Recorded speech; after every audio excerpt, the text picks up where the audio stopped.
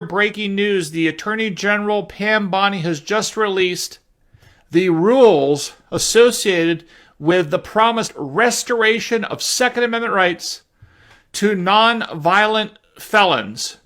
Specifically, the United States Department of Justice has just published its proposed rules to grant relief to certain individuals who are otherwise precluded from possessing firearms under federal gun control law, 18 U.S.C. 922G. We're going to break down this huge news, which I predicted several months ago, and here it is when we come right back. All right, this is fantastic, huge news.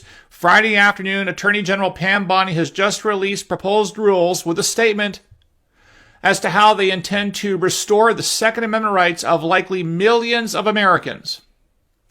They're going to do this administratively, which is what I explained was going to happen when they decided, meaning the administration decided not to seek cert in that Third Circuit ruling of Brian Range versus the United States versus Merrick Garland.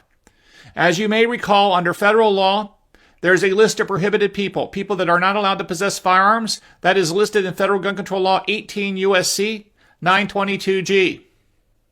However, there has been a series of litigations that have been ongoing challenging whether or not the so-called Martha Stewart issue, which is nonviolent people who have been convicted of quote-unquote felonies as defined by federal law, whether or not they can be disarmed for the rest of their lives, consistent with the Second Amendment's right to keep and bear arms.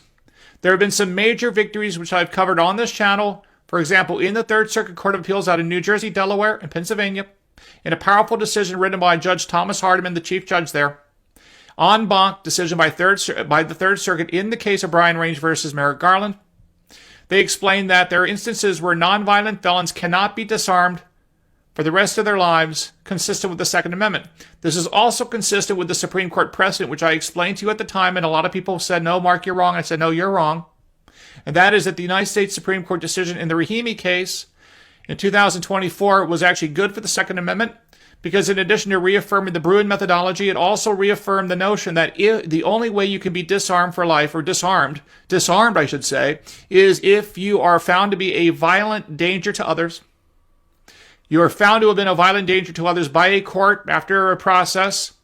And even under those circumstances, you can only be disarmed temporarily. That was what the Rahimi case said. A lot of people were upset with me, and I said, nope, you watch. It's all going to work out. And it has just worked out right here, right now, because Attorney General Pam Bondi has just used the Rahimi precedent and the Third Circuit precedent and Range to issue these rules where they basically indicate they're going to restore the rights of likely millions of Americans who are otherwise not able to possess firearms, and they're going to restore this right through this administration.